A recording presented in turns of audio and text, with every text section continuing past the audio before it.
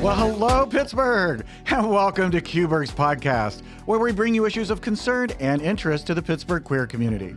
If you are lesbian, gay, bisexual, transgender, queer, and yes, even an ally, then you will find this program not only to be informative, but entertaining as well. My name is Jeff Friedman, and we bring you this podcast from our lovely studio here in beautiful downtown Pittsburgh. Today, we have the distinct pleasure of welcoming Ashleigh Strange, the Executive Director of the Governor's Advisory Commission on LGBTQ Affairs. As a proud member of the Commission, we are fortunate enough to have a direct connection from our community to Governor Shapiro's office. And while our national political future may be unclear, we are absolutely certain and appreciative of the governor's unwavering dedication to our community's well-being. Ashleigh is the first non-binary executive director of the commission. They're also going to chat with us about their life experiences growing up as non-binary and navigating their way through everyday life. It's going to be a great show. Don't touch that dial. We'll be right back.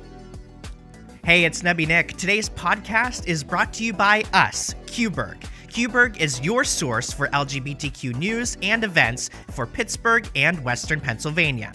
You can find news, community calendar of events, and our directory, of course, our podcasts, and our weekly newsletters. QBurgh is and always will be free to the community. If you'd like to support us, you can do that at qburgh.com/support. And catch me, Nebby Nick, at any queer event month to month, and make sure to follow those queer events on our community calendar. Now back to the show.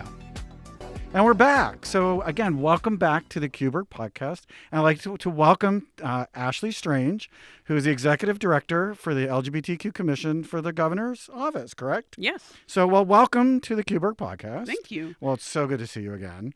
And so first of all, let's find out a little bit more about Ashleigh. And how did you get here to this spot? I where flew. Okay. Good. No. So I was born and raised in Fairbanks, Alaska. Alaska. Mm-hmm. Wow. I went to school there, broadcast journalism. No. Stay in school. Perfect. I was there. I lived there for about 25 years, and then I had a quarter-life crisis and said, I can't do these winters anymore. So I found a job at Amazon. They were doing a really big hiring push back then for full-time employees. Found a couple of roommates on Craigslist, put my cabin up for lease and, hopped on a plane with a dream and a cardigan. Where to? So I applied to about 14 different Amazon locations because I just wanted somewhere warm. In the United States? Continental U.S. Continental United States. Okay. Yes. All right. That same day shipping that you all seem to enjoy so much. We do. I wanted to see what that was like. Good. And so, I applied, and the first one to get back to me was in Brannigsville, Pennsylvania. So I rented an apartment with a couple of guys on Craigslist in Allentown, and I've been here ever since. So it's on the other side of the state, outside of Allentown. Yes, not the suburb of Pittsburgh, but the Correct. bustling metropolis of. Yes. Oh yeah, bustling is what I think of Allentown. But, Yes. Yeah, but so you moved Yeah. blindly, totally Very. blindly. Yes. And how long ago was that? That was in 2013, so 11 or 12 years ago. I'm not good at math. I was not hired for my math skills. No, that's wonderful. So you got a job at Amazon and you started this Amazon journey. Yep, For how long? I worked there for a couple of years, and then I could sort of feel my brain start to atrophy. Current Amazon employees will know exactly what I'm talking about. Then I got a job at Service Electric, which is a local sports television company, and since I already had broadcast journalism experience, I worked for them for a couple of years. And then I needed more income. So at one point I was doing 3 part-time jobs, and none of them were giving me health insurance. And it was around that same time that my mom passed away. And so I was really going through it, but I didn't have any health insurance. I didn't have any way to pay for therapy or anything, and or get medication. And someone at a Pride, the Pennsylvania Health Action Network had a navigator attending a Pride, and they said, "Did you know that you qualify for Medicaid?" And I was like, "No, I'm young." Right. And they said, no. Oh, That's right. not how that Medicare, works. Yes, Medicaid, Medicare, right. Medicaid. And so the navigator was able to get me on the Affordable Care Act. Through a Pride. Mm-hmm. Wow. Through a Pride. The fun part was I wasn't even out yet. I was in my ally phase of attending Prides. We've all your faux phase. Yes. Right. Where people are like, "Are you?" I'm like, "No, just a big ally." Yeah, interesting. Yeah, and so I got involved with activism through that. Went around with the Pennsylvania Health Action Network, meeting with legislators and talking about saving the Affordable Care Act. Wow. And so we wanted to make sure that folks had our stories. And then I got involved with an organization called Make the Road Pennsylvania. They were also focused on healthcare for immigrants. And basically, and then I said, how can I volunteer? Jumped in there, and I was their communications director for a couple of years. And then I was an organizer and communications director for Pennsylvania Stands Up. Wow. And then, and last year it's been about a year and a week now that I've been with the Commonwealth, as the executive director for the Governor's Advisory Commission on LGBTQ Affairs. But I prefer the queer in the governor's ear. Oh, that's cute. I love that. I have to use that, right? Which is wonderful that we have this LGBTQ commission here in Pennsylvania. But before we talk about that, let's talk about your journey here, your personal journey, because you identify as non-binary. Yes. So tell us about that journey, like all the way up into we got it up to the faux ally part, right? Right. So growing up, did you always have this identity? So I was raised in the Assemblies of God Church. Okay. I was homeschooled in Fairbanks, Alaska, attending a Pentecostal church. So I'm lucky to be alive right now. But that sort of thing, talking about any sexuality in general was just completely taboo. Mm-hmm. So I did not explore that. But also when I was able to go to college, I also thought that, I learned about asexuality, and I thought, maybe that's what I am, because I'm both attracted to many people, but I'm not attracted to anyone, and I didn't date anyone. So maybe that's what I am. But I never had any of the vocabulary to sort of describe what I was feeling. And basically, I have 5 other sisters. And so I'm AFAB, that's AFAB, assigned female at birth. Mm-hmm. And so there was a lot of matching dresses and things like that. And I rebelled against that often as a kid, but I didn't want to be seen as a girl or a woman. And then as I started being able to dress myself, I just naturally picked more androgynous clothes. When I was finally out of the house, allowed to get a haircut, I was able to, choose my own hairstyle. And I was like, I just kind of feel this more kind of androgynous thing. And I didn't really some folks who are non-binary sort of fit into both camps. They're like, I am both masculine and feminine. Correct. Right. And then other folks feel like I am neither. And for me, I just want to live. I just want to sit down with my tub of frosting and a video game and and have a good time. That's a sugar attack, right? Listen, don't tell my doctor. But yeah, and so when I finally had the I not only went to that Pride, but I went to many other Prides. I went to many other LGBTQ events, because they really are community events for everyone. But that's when I learned a lot about, sort of by observing in almost like a Jane Goodall sense. Mm-hmm. Like I'm an anthropologist watching people. Right. It's sort of learning more about myself as well. Mm-hmm. And so through that process, I learned that I am non-binary. And so I saw a lot of those steps were steps I had already taken. Mm-hmm. They were, dressing the way that I want, cutting my hair the way that I want. Right. And now also, because we're lucky to be in Pennsylvania, my driver's license has an X on it. So I don't have to pick M or F. So that's interesting. So tell us a little bit about that. I mean, as far as getting that X on the driver's license. Yes. So that first came out, I believe, in 2022. who. Okay. And it was a push to sort of, there were other states that were doing it, and it was a push to be more inclusive. The Department of State really said, like, in our push for inclusivity, we want to make sure that we're not missing people. The X doesn't just stand for non-binary; it can also stand for intersex folks, folks who were born with, both genitals or some with neither. And it's giving us the opportunity to really see people as they are. Correct. I wanted to fill out a form the other day, and it said, choose one, gender, male or female. And I'm like, well, maybe this isn't a form I fill out today.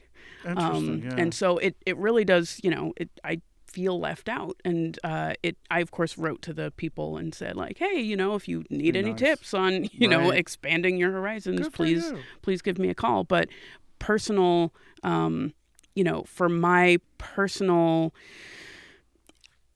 advocacy, like advocating for myself as a non-binary person, I have used I use the pronouns they, them, and it's helpful when I wear like a very large pin. All right, I will tell you what is not helpful. Is when it's fallen over. Right, because this is tough. Let's talk about using they, them pronouns, right? We grew up in a binary world, right? You were he or she, So this is tough. Yeah. This is really, really tough. So I appreciate the pin. It does help. But I have been in meetings where I unfortunately have done that, right? And I apologize. But it's funny when you catch it, right? Because for me, it's not something that I grew up with, right? So it is a little bit odd. How do you feel about people who actually will use a he or she pronoun with you? Like, how do you do that? So because I was assigned female at birth, sometimes when I went to Home Depot the other day, a very queer thing to do. And so I was in Home Depot the other day, and I tapped an associate on the shoulder and said, "Excuse me." And she said, "Yes, sir. How can I help you?" And I was like, that's okay. Like, thank you. Like, oh my God. Aww. And so, it's part of interacting with others, because some folks are just like, I don't want to be perceived, just don't talk to me. And that's fine too. Right. And I have a very public job, Yes. And so they, them is sort of a pronoun that allows us to really encompass everything. So if somebody leaves their wallet here in the studio, you'll say, oh, somebody left their wallet in the studio, because you don't know whose wallet it is. Right. So it gives you the opportunity to sort of say, look, the world is not binary right now, and learning new things is difficult. Like changing things. If suddenly, I went to Canada, I would have to learn to, start reading kilometers and things like that, right? Metric system, right? Exactly. And it's about learning. It's about learning a new thing that exists. Trans people, non-binary people, two-spirit people have existed, and the language to encompass them has also existed, regardless of, what the federal government is trying to do to erase that history or literally erase our community. And so it is sometimes hard. Some folks will, just like, some folks will say, will use she, her pronouns, but usually when they're referring to me in the third person. So it happens pretty often at the dentist, because you usually have a couple of people leaning over you talking about you in the third person. Right. And so it doesn't. Interesting. Right. It doesn't always happen, but I, in my own personal advocacy, have had to sort of overcome the sort of Alaska nice, like the like, oh, I'm not going to correct you. I'm just going to kind of nod and gesture violently toward this pin. But you don't wear a pin everywhere. I try. Like, it isn't, when we go and introduce ourselves, I know, like, at meetings, it's been, what are your preferred pronouns, or when you get introduced to somebody. But when you're just in an office or in a casual setting, and the sales rep or whoever you're talking to, the sales clerk, doesn't know. Right. And again, you've got A or B. Right. And we need so to let people know I wear there's a pin all the ABC. time. This one I got from Lancaster County Chooses Love. And so there are a lot of them that folks will have out at tables and things like that. Some folks buy their own. Not me. I collect pins, and I do not buy them. I don't spend money on that. If it's free, it's for me. That's right. So I try to wear a pin as often as possible to sort of assist folks. Right. And some folks see it as because it just says they, them, and there were a lot of commercials during the election period that said, she's for they, them, not for you. Some folks see it as like, oh, that pin is just like a fun little jab. I'm like, no, I use these as my pronouns. But it's so much to say in a tiny circle, and it really just, it takes a little practice, and it's up to me to like give grace and to folks who are just learning, but also to learn to stand up for myself and and educate people, correct, and let educate them know and stuff. But I'm not always up for educating people. Sometimes I'm like, okay, fine. You know what? It's 5 p.m. on a Friday. I'm just gonna let this slide. Have a nice day. But it's interesting though, because a lot of people think of it as being, oh, you're throwing it at my face, and you're not. You're really not. Right. You're just asking people to be respectful. Yes. That's all. And cognizant. Yeah. Which is wonderful. So, well, congratulations. Thank you so much. Yeah. So let's talk about the commission. Yes. All righty. So, official name and how it got started, why it got started. Let's give us a little history of the commission. All right. So, actually, the commission is one of the oldest, if not the oldest in the country. Okay. So, in 1968, Governor Shap, who, fun fact, original name was Governor Shapiro. It was. But he didn't think he could run with that name. With a Jewish last name. And he shortened it to Shap. Yep. Yeah. Yep, well aware. So, great fact. Yes, we love it. So now we have 2 Shapiros. Yes, we have two queer affirming Shapiros, and we love it. Yes. I'm sort of trying to figure out what like a shortened kind of a name could be for that, but we're working on it, like a fun little thing. We'll get it. So give us a little history of the commission, got started, yada, yada, yada.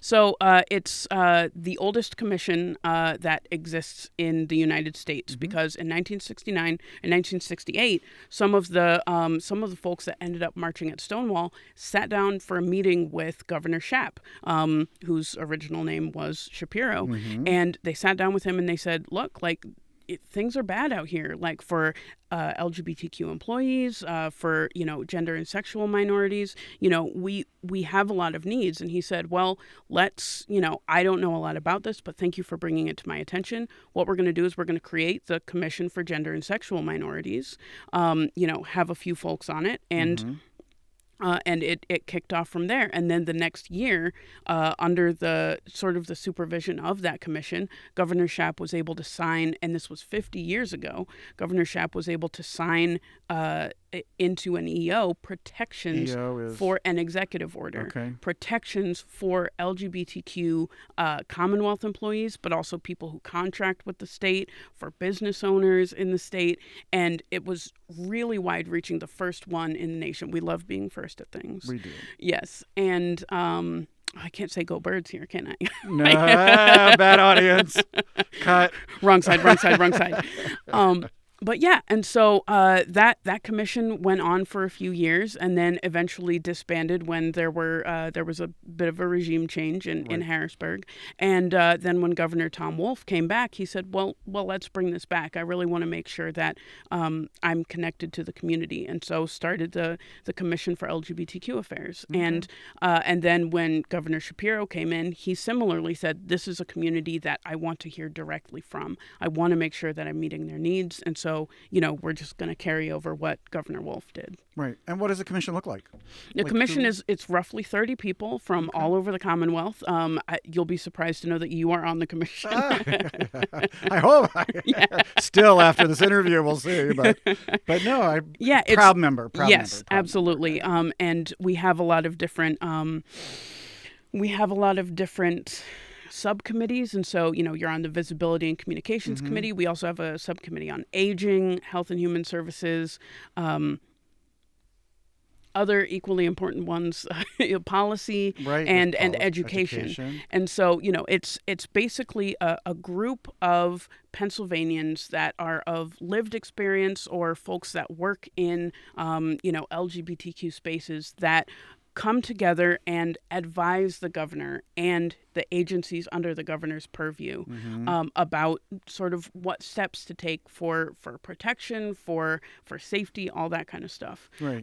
And we're really a conduit between His Excellency, the Right Honorable Governor Josh Shapiro, and, the good queer people of Pennsylvania. And, you and I have talked a lot whenever there are incidents, sometimes there are bad incidents that happen, and you're like, I know this person, like, I'd like to make sure they have the right resources. Like, that's exactly how this works. Yep. Is that if something, but also please let me know if good things are happening. We love to hear it. We do like to It's part of the reason why I'm here this week. This week, the Pittsburgh Penguins are having their Pride Night. Right. The Pittsburgh Penguins Pride. They would have had their Pride Night by the time this airs. Yes. Right. As of this recording, we are anticipating a big win.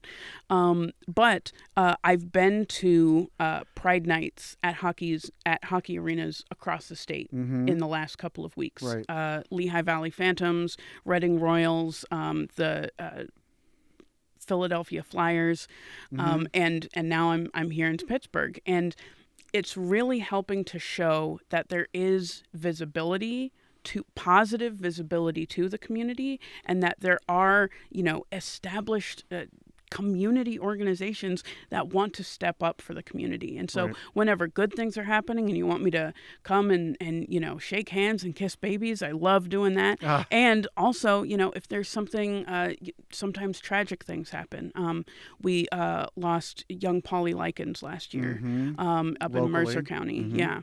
And, I was able to go up there with some commissioners and be there with the family and stay connected with them as they're going through this process, make sure that they have the resources that they need. But sometimes it's, there are lavender graduations coming up. Lavender graduations are? And lavender graduations are queer celebrations for folks who are graduating from different colleges. And it's sort of like... it's sort of like taking part in an affinity group's recognition of your time on campus. And so, we're able to go to some of those. And, of course, we found 75 prides in Pennsylvania last year. Your pride schedule must be hectic. Listen, you actually came last year, a couple of them? Yes. Yeah, which is great. We went to...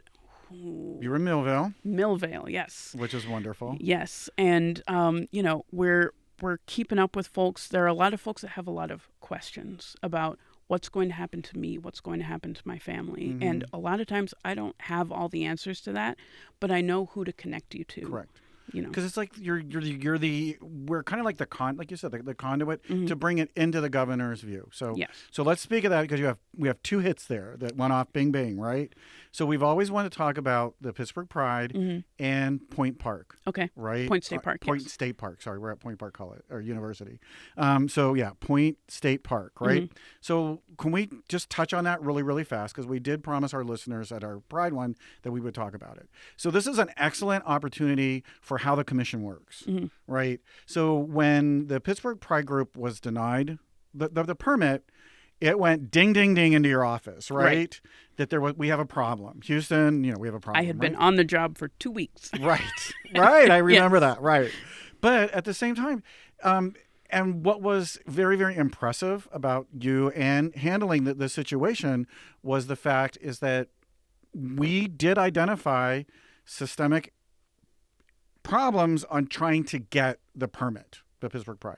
I'll let you explain it a little bit better than I can, because I'll explain it really harshly, and I don't want to do that right now. No, I hear you. So, yeah. Part of what makes an issue systemic is, it has to be, widely held and widely believed. And some folks that hold beliefs that are widely held think that there isn't an avenue for change. And so when it becomes ingrained into a system, it's hard for folks to really see, what can change. And so at my level, working with all the state agencies, I hold an interagency work group once every other month where I get policy folks from every agency, and we sit down and we talk about what are we doing for the LGBTQ community, and how can we make it so that we're more accessible to them and all that kind of stuff. Some of that means challenging widely held beliefs. Correct. About, how things should be done and all that those kind of things. That have been done for decades. Yes, just because it's been done for decades. That's the way we do it. Yes. Yeah. And, oh, well, we've always done it like this. If you've always done it like this, it's time to maybe revisit.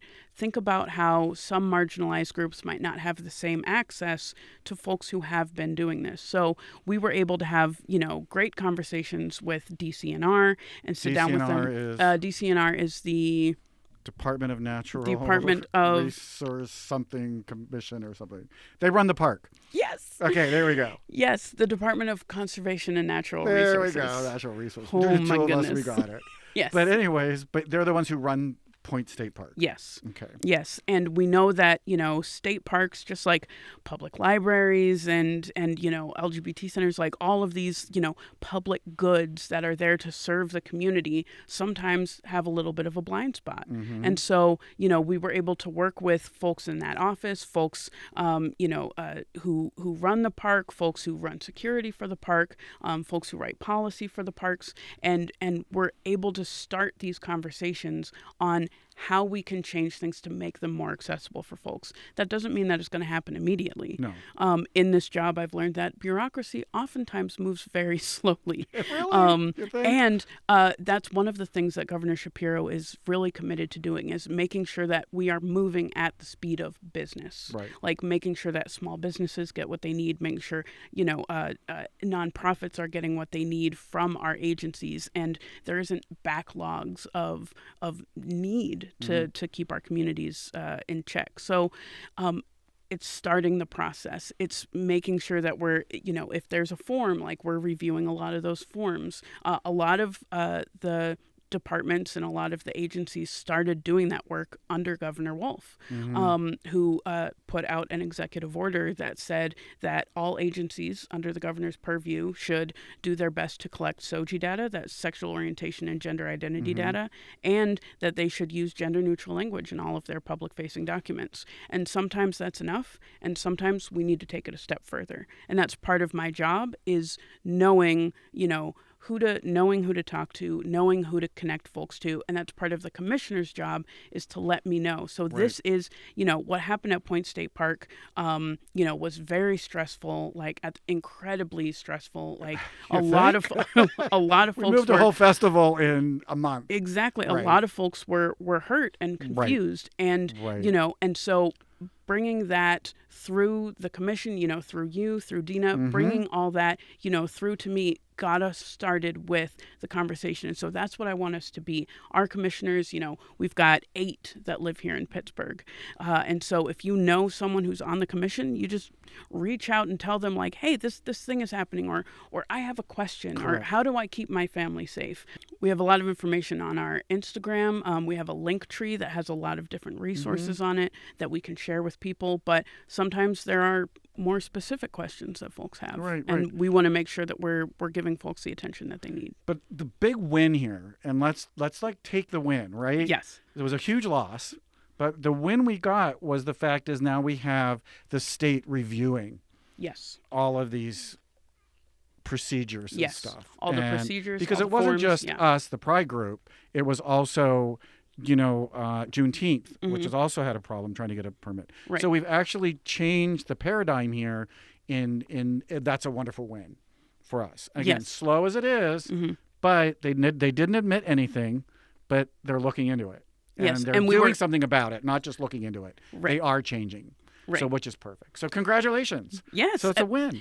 We also worked very closely. So it's not just the LGBTQ commission. There are 6 of us. Okay. Which is what I used to say about my sisters. Yeah, look at you. There's a lot of us. So there are 6 affinity commissions under the governor's purview that all advise the governor on different topics. So there's women's issues, African American issues, Next Generation, which is ages 16 to 24, AAPI, and Latino. AAPI, Asian American and Pacific Islanders, and then a Latino commission. Perfect. And so, we're all in the same office. We all work together. We all, they are the me's. They each have an executive director that goes around the state and meets with folks. And so, especially when it came to, folks at the NAACP, and wanting to run a Juneteenth event, like we were able to work with the African American Commission and sort of get things a little more squared away.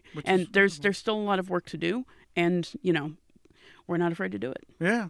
So, like, what's your average day look like? Getting back into that. Is there such a thing as an average day? There's no such thing as an average day. Which is wonderful, isn't it?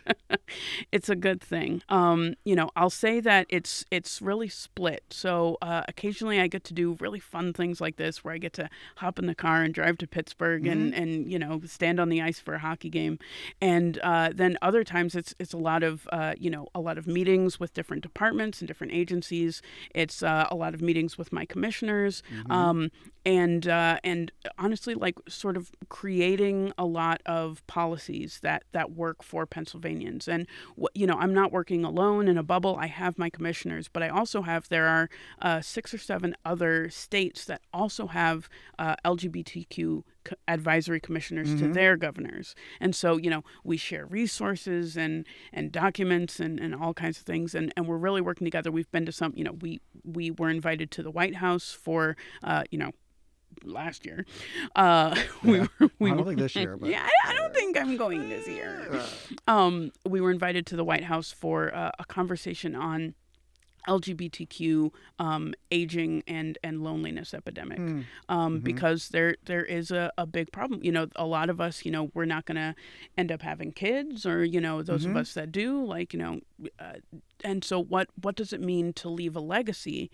And it's not just about leaving a legacy, but literally finding things to do, like learning that, we are who we are. And whether you're in a senior home or if you're living in your own home, right. You should have the dignity to live the life that you deserve. Right. And so, we were able to partner with a bunch of different folks at the White House last year. Nice. And we're continuing to do a lot of that work here. So if anyone wants to look more into the commission, where can you send them to look or do? So we have sort of a one-stop shop. Like there's no wrong door. If you go to pa.gov and use the search bar, if you type in LGBTQ, everything that we've been Nice.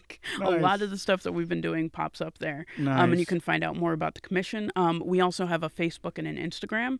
And so if you go to at Penn LGBTQ, PENN LGBTQ, then that'll take you right to us. And you can go to our link tree. And what folks have been doing is they've been sending us messages or they've been commenting on some of our posts. If you comment on your posts, I look at it and our visibility and communications team look at it and we say, well, this person has an issue. Like, how can we get there? How can we go and talk to folks? I'll be back in a couple of weeks to actually talk to some folks in Westmoreland County. Nice. We're doing a sort of an informal rural trans town hall for folks in Westmoreland County because they love coming to Pittsburgh for events, but there's not a lot of resources for them where they are. So we wanted to be able to meet them where they are. Right. And we were able to now. be connected with them because somebody came onto our Facebook and commented under our thing and said, what about us? Right. And that happens a lot. We want to make sure that no one's left out. And we're all working our fingies to the bone to make sure that folks are protected here in PA. So one final question. Yes. So we're looking at the political environment. We're seeing attacks come in. Let's just talk about, or can you give us some final words on how safe can we feel right now? Especially, I know we have a committed governor. We can talk about that, and just give us your thoughts on what's happening. Yeah, the governor is very committed to making sure that the goal of William Penn is met, that folks can come to Pennsylvania, be safe, feel safe, have the freedoms to live the life that they are supposed to live. He says, no matter where you live, what's your skin color, who you love, where you come from, how old you are, you have a place here in Pennsylvania. Right. And so, all of the agencies are doing a lot of work to do that. It is very difficult to do that in the current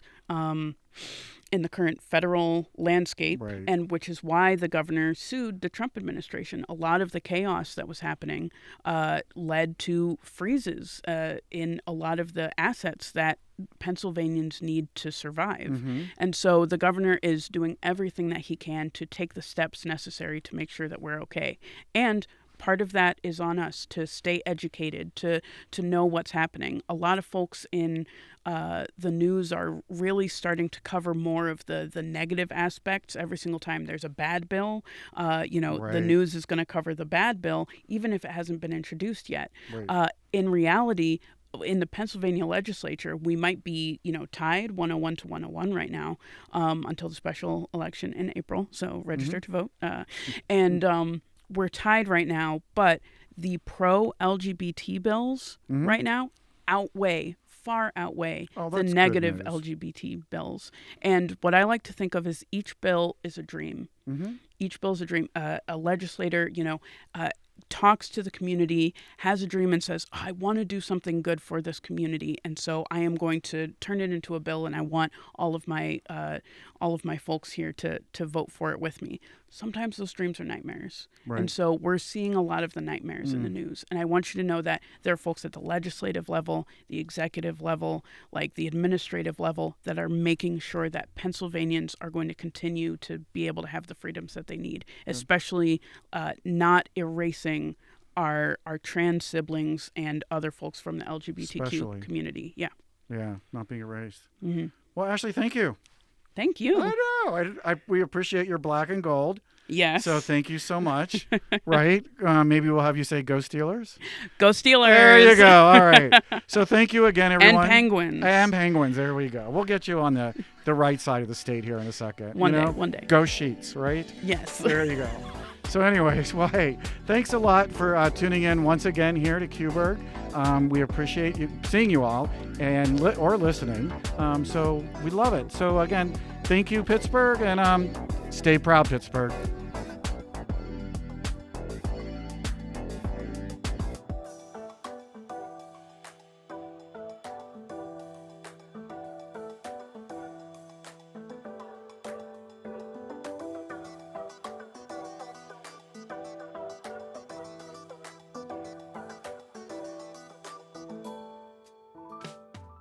Take 842.